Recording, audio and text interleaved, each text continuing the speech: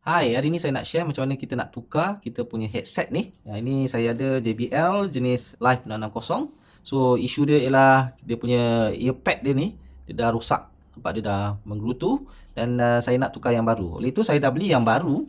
Ini saya beli secara online. Okey, apa yang saya dapat ialah sebuah earpad yang baru. Okey.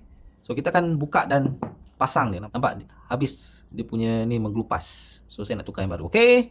So caranya ialah kita hanya perlu umpil dari tepi ni menggunakan test pen dan kita buka dia begini.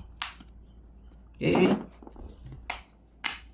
Okey, kita boleh tukar yang baru. Kalau tengok dekat sini ada L left dengan right. So kita akan tukar dengan ni right. So senang saja. So kita pasang sama juga macam tadi.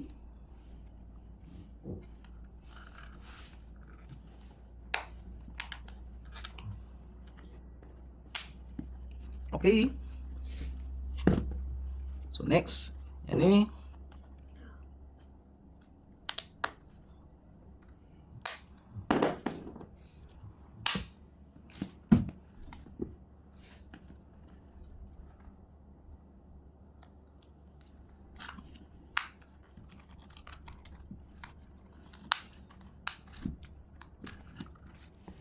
Okey, kita telah berjaya menukar. Cantik.